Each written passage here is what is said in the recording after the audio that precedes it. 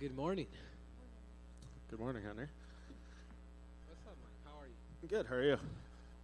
Good. Feels good to be back again. I mean, I know another long break. You had the surgery and stuff. How do you feel, I guess, going into this fight week compared to the last one with the super long layoff?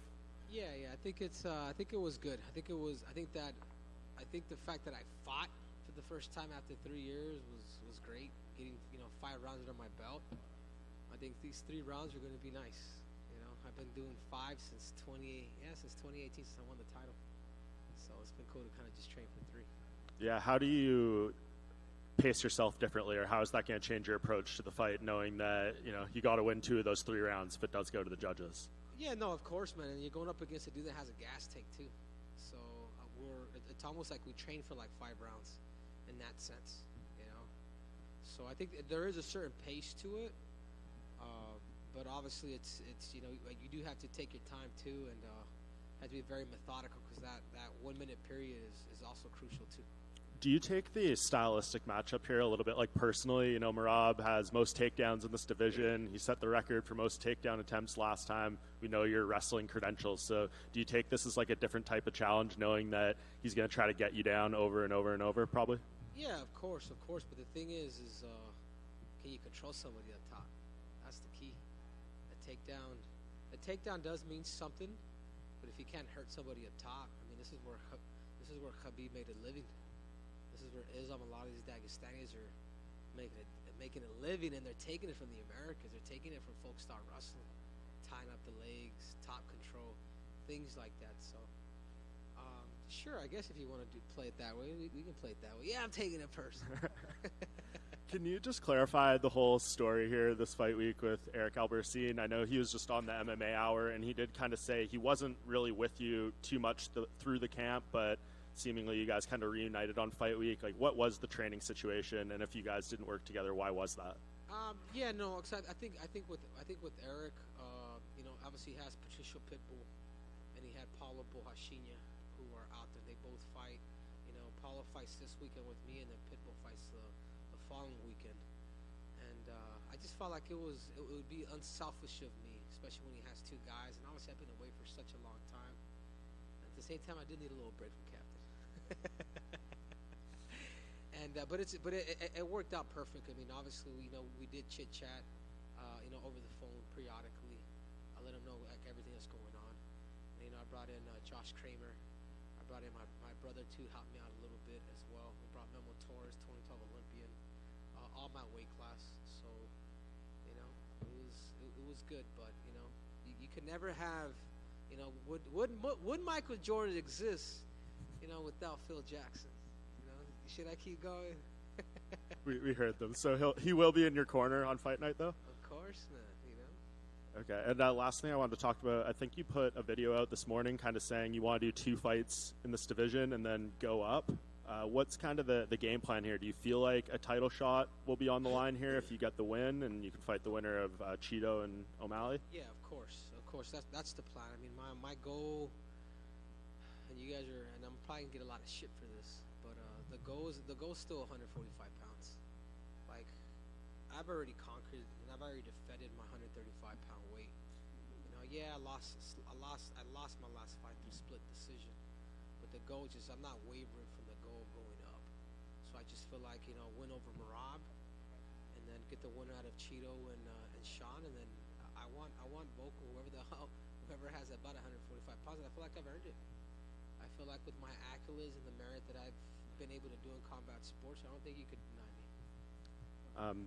And to top all that off, this is all or nothing.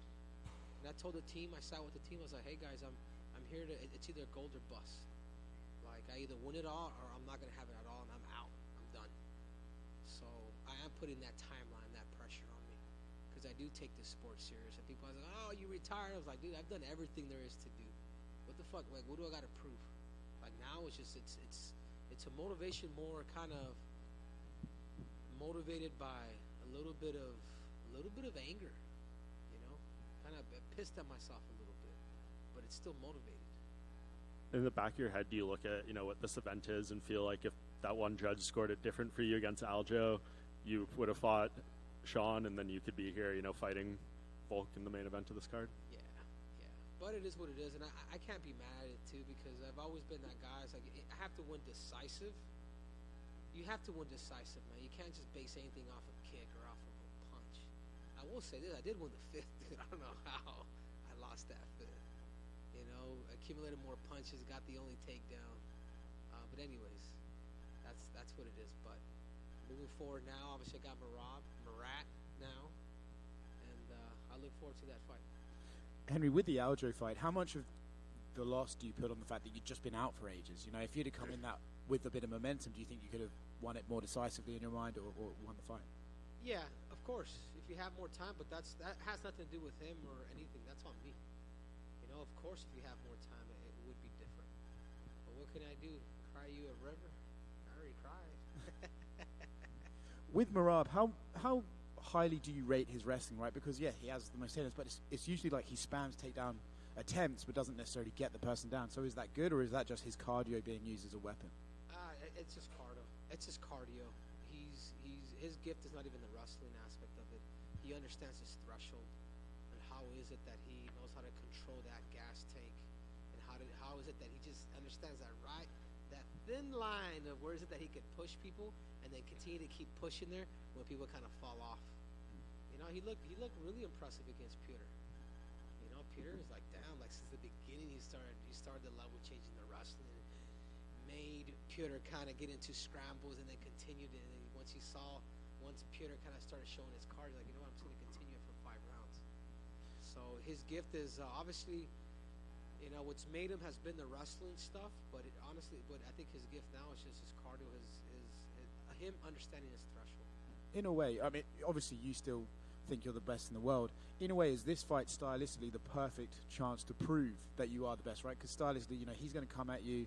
He's the younger guy. He's going to just continually try and push your cardio. If you can beat this guy, it shows that you can beat anyone with this. Oh yeah, 100%. I think even between me and Merab, I think this is the best fight. This is the best fight at 135 pounds. This is the real world title. You know, Sean's gonna pick a number 6. He's gonna pick a guy that freaking lost, you know, 50-45 to Sanhagen. Like, that's who gets a title shot. It makes no sense, but I also get it. I also get the theatrics and the entertainment side of it. I think, you know, Sean was able to create that. When you're a champ, you have that leverage. So, you know, to me, this fight here decides who the best in the world is. Last one for me, just going back to the Captain Eric thing. Was the countdown thing, like, legit? Was that the first time you had spoke to him about it, or was that you'd had a conversation before that? What happened on the countdown episode? I don't kiss and tell, but I will let you smell. It's the weirdest thing you've ever said. Dude, guys, if you guys don't know, me and Captain Eric, we always have shit under our sleeves. Did you guys enjoy the acting skills? I was actually very impressed with Eric's acting skills, yeah. It was very good. Henry, right here? Yeah. When you said earlier it was all or nothing this fight, does that mean if it ends up being nothing, that's going to be a retirement after this fight? Yeah. 100%. How much pressure does that are you put on yourself? It's a big time pressure because I know I got to fight. I know, you know, you got to put these clauses on you. You know, I'm not going to continue to fight to fight. Man. My goal is I'm too competitive, man. I want to be the best in the world. I want that belt, and I want that other. I really want that other one. So that's kind of where I'm at. So if I can't have that, then I don't want anything. They keep it all. You know, it's like, why did I retire? It wasn't even a money thing. It was like, what else has motivated me? I mean, that was part of it too. I would have loved for Uncle Dana to maybe give me a bump on my raise after defending both my belts. But it is what it is. You know, I respect the shit out of him. I mean, what he was able to do with this company to where it's at now. I mean, if you guys think about it, fighters are the most respected athletes on earth. You know, you walk down the street, you get freaking these bodybuilders. Oh man, can I take a picture with you? So I appreciate that, man. I think Dana's done a lot, but it's on me now to go out there and accomplish what I'm trying to set out to do. And if I can't have it, then I just don't want it. That seems a little different than from the mindset when in your first retirement, because you did have gold and you were about to go on a run of defending your titles multiple times and maybe a long title reign. Do you regret the original retirement in any ways and maybe establishing yourself a little bit more? No, I I truly mean that. Like, for those who don't know, even when I won the Olympics, I retired for 3 years too. You know, and I started kind of figuring out that I'm more of a conqueror. Like, what is it like? What did I set out to do? And I was watching a little highlight on Usain Bolt, and they had asked him, "Is like, you saying like you're still young to? You could have probably maybe done 2 more Olympics." And he was like, "You know what? I asked Michael Johnson something. You know, Michael Johnson, 96 and 2000 Olympic champ, which is one of my inspirations too. And he asked him the same question: Why did you retire? You could have gone more." He's like, "That's all I said. I just wanted to. I wanted to." And then Usain Bolt's like, "I just wanted to become, an Olympic champion on 3 different Olympics. Just separate myself and be different." And I think for me that was always my goal. My goal was to always become the greatest combat athlete of all time. Do something that's never been done. So even that fight week after I beat Dominic, after I retired, I didn't tell my team. I was like, no, it's in my heart. It's just like I'm out. But even prior to fighting Dominic, like I was out for like that whole year. Dude, I had the time of my life. You imagine being out with the shoulder injury, people get depressed. Dude, I had fun. You know, doing business. At that time, I was single, so you know, just doing that whole 9. And I just knew that when you do something from the age 11, you become the best. And I wanted the first high school wrestler to win a senior national title. The stuff that I was able to do in the sport, and then do it now in mixed martial arts, I was like, dude, I was content. So this comeback, why I came back, because I felt like I could do it again. But now it's up to me. I go back. I either get it all or I don't want it at all. And I already talked to my team. I already told my team that I'm just too competitive, man. I'm not trying to be a fighter. I'm either the best in the world or not. The last question for me, Henry. A lot of fighters, I'm sure, would like a knockout because that's a definitive statement in a fight. But given the stylistic matchup, would you maybe prefer grappling him over the course of 15 minutes and really establishing and proving yourself there? Of course, like we're ready, and I think they know that. Like I'm pulling out all the tools. You know, he's gonna come. He's gonna pressure. He's going to shoot. Like you won't be able to change Merab. He just won't. You know, that's who he's gonna be periodically. So for these last 8 weeks, we've trained for that style because he's not gonna change. So it's an opportunity for me too. Good luck on Saturday. Grazie. Over here. So Dana White spoke about your fight with Merab, and he said that when he thinks about this fight, it's kind of like 2 guys that have made previous mistakes in their career. And in your case, he's referring to the first retirement, and then in Merab's case is the fact that he decided to sit out from a title shot because his friend held the belt. So I want to just ask, do you agree with that statement, and how do you see it? I mean, that's Dana. I mean, that's Dana's opinion. But yeah, I mean, he could be right. At least, you know, why am I coming back then, right? I should have just stayed retired. Time is everything, you know. And I knew that coming in. But think about it too, though. Fuck, I lost the decision on last fight. You know, I've found those learning lessons.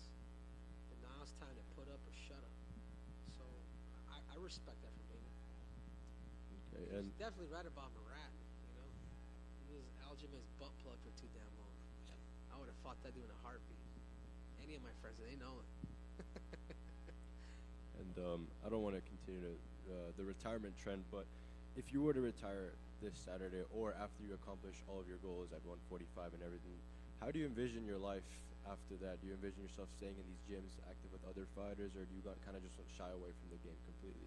No. I think, man, there's a lot, man. Like, I'm not a coach. I'm more of a teacher and a counselor.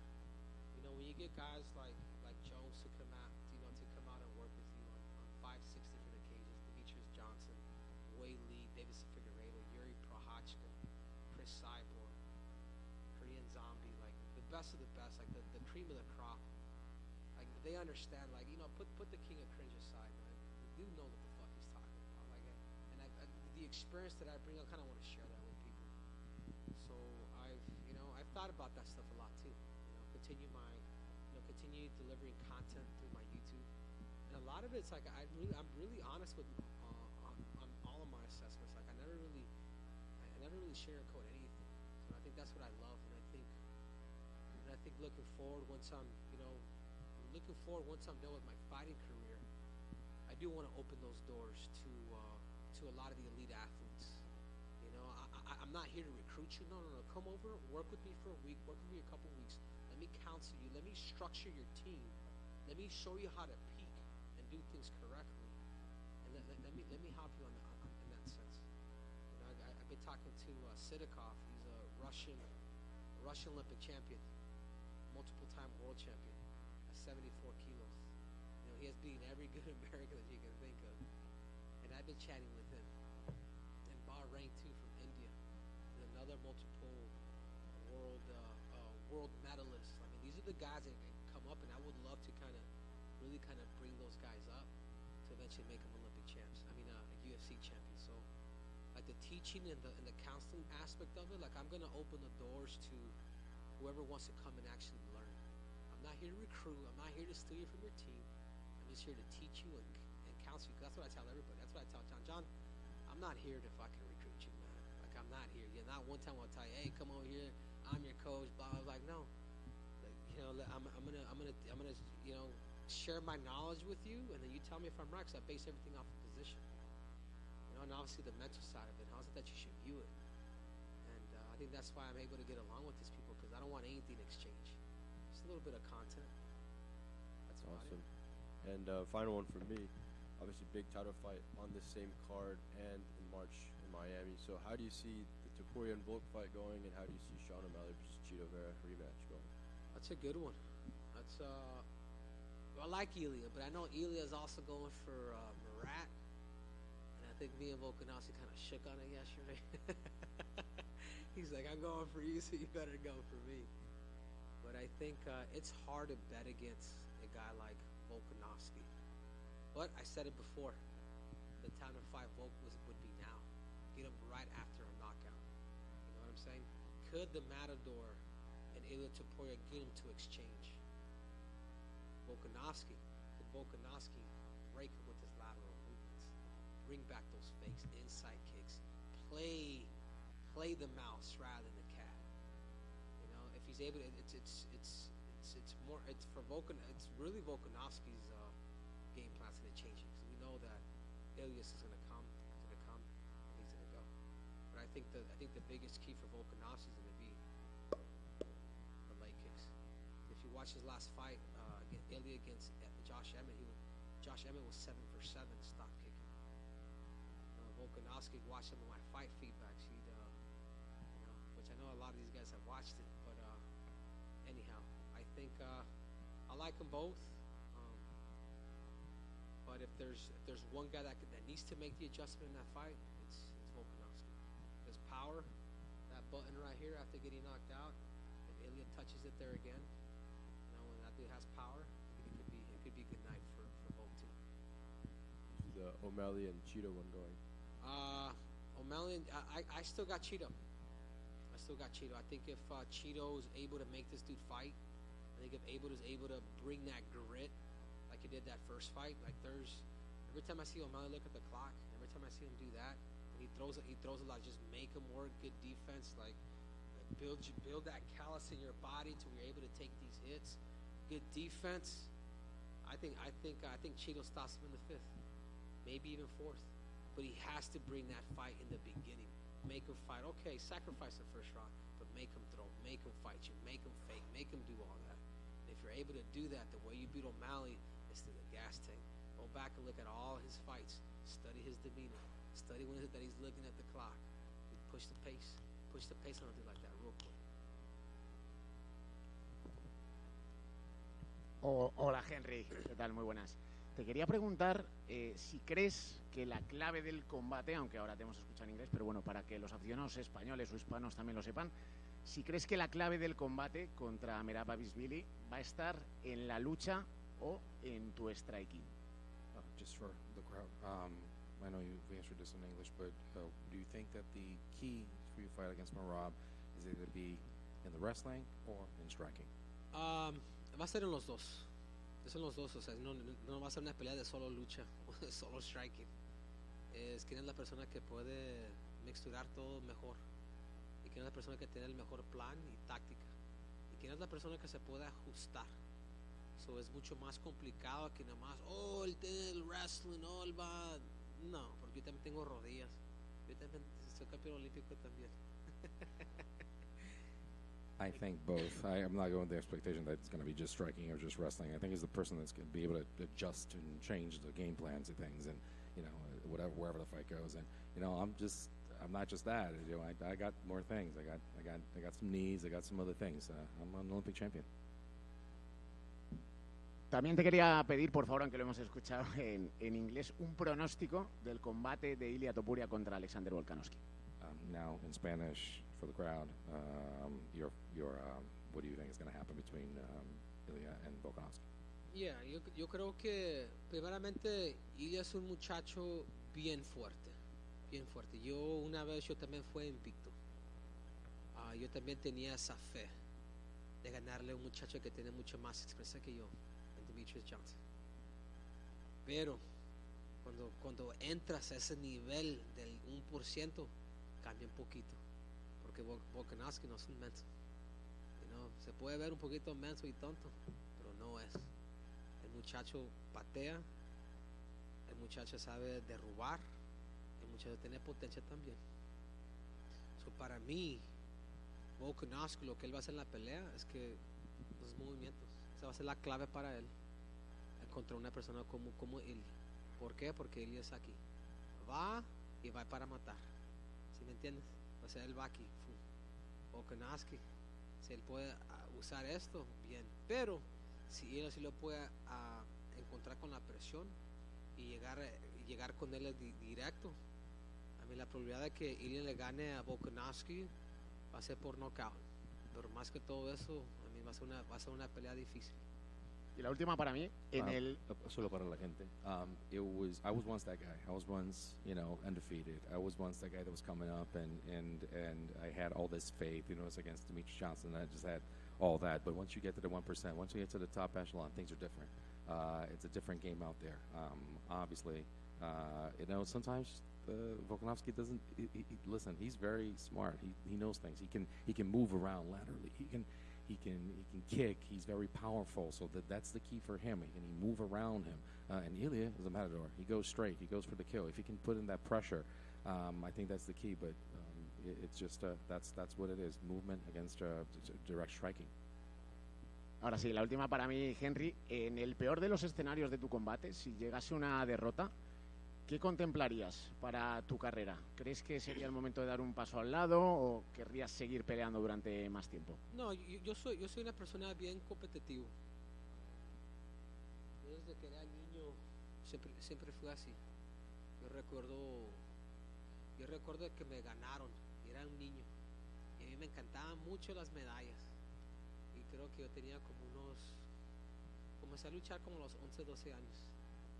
Recuerdo que un niño me ganó y agarré una medalla de plata.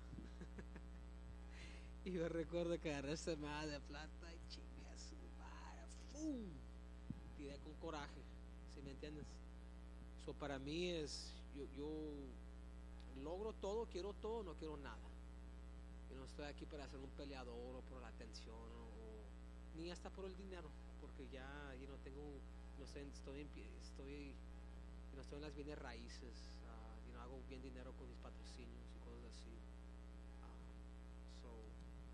¿Es todo para mí o no quiero nada? Ya hablé con mi equipo, pero también yo estoy poniendo esa presión en mí, porque yo también sé que, órale, tú dices que quieres esto, ok, vamos. Es una presión de nada o todo. Y es así. They asked it in a worst case scenario, you lose this fight, what's next for you in your life? And said, well, I'm a pretty competitive guy. I've always been competitive. I've always wanted to be a champion. When I was a kid, I actually lost once, and I had to look at that silver medal, and I just threw it out. I said, fuck this, man. I don't want this thing. I want more. I want everything. I want it all, and I'm going to get it all. And I've said this, I just want to be a fighter. I want to be here, and I have higher goals. I've spoken to my team. As far as, I don't do this for the stats, for the money, for anything like that. I mean, I have my roots all set up. I got my sponsorships. Everything's all. I want to do this I want everything, and I'm not putting this pressure on me. So what I'm doing is just like You came here for it all. You won it all. Let's go get it. Muchas gracias. Henry, por aquí. Cuando mencionaste que eras campeón olímpico, tú no te ves, pero se te alumbraron los ojos, literalmente, cuando mencionaste que fuiste campeón olímpico, que eres, porque uno nunca deja de ser campeón olímpico. Cuando comparas todo lo que has logrado como campeón en 2 divisiones en UFC y tu título olímpico, ¿cómo tú pones esos logros? Hablaste de tu competitividad de niño, pero cuando pones tu logro olímpico y lo que has hecho en el UFC, ahora sobre el final de tu carrera, ¿cómo lo colocas? When you said you were competitive, you were Olympic champion, there was a little light in your eyes. You were glowing over there. When you think about all the stuff that you did in the UFC, being a two-division champion, and in your Olympic career, how do you see this? You know, all your accomplishments in both. Yeah, I think you can fight forever. Tú puedes. Sorry, I'm fucking asking. Tú puedes pelear para siempre, pero en la lucha olímpica, tu ventana, se comienza a cerrar, porque ese es el deporte más competitivo del mundo. El primer deporte que han visto en la historia de los deportes en las Olimpiadas, que es la lucha. Es un deporte que ya está desarrollado, un deporte donde es bien competitivo, y creo que las Olimpiadas no hay nada que llega encima de eso, porque tú eres el mejor de los mejores, y en ese día, cada 4 años, tú necesitas llegar en ese día de un niño, de tener un sueño y decir, hey, yo soy el mejor del mundo. En ese día, puedes estar enfermo, puedes estar cagado, cualquier cosa, pero en ese día tú necesitas llegar. Para mí no se puede comparar con toda sinceridad, ni con 2 cinturones, porque yo la verdad, yo siento como y parte de mí, siento como que yo me robé las Olimpiadas, como que a veces no me la creo que yo gané eso a esa edad, especialmente siendo el más joven de la historia. Después de eso, creo que es de ser el más joven de la historia en la sala de fama en wrestling, y de tener ese récord, y después llegan mis cinturones. Ni es el primero ni es el segundo, pero es el tercero y cuarto. Being an Olympic champion, you can fight forever, but being an Olympic champion there's such a small window in wrestling. If you think about Olympic wrestling, it is the first Olympic sport of all Olympic sports. It's the ultimate goal in the Olympics. It's a sport that originated a lot of the Olympics. You're there, and it doesn't matter. And when that opportunity comes, every 4 years, it can be the best of the best. You can be you're against the best in the world. That's a dream to come true for a kid that wants to be the best. And you can be ill, you can be shitting in your pants, it doesn't matter, you are going to be there, and that day you need to get that. So for me to get that, to this day, I think I almost like stole that. Like, how did I become an Olympic champion? It's still incredulous. And then after that, being the youngest to do it as well. So those things. And then came, 2 titles. So it's not even the first or the second. I look at the Olympic gold, being the youngest, and then actually you come after that. So the wrestling, very important. Muchas gracias, buena suerte. What do you guys think? You guys think that's fair? Yeah. I'm not. Okay. All right. Cool. Hey, you guys do me a favor too. I want to know who is the greatest combat athlete of all time. I'm out.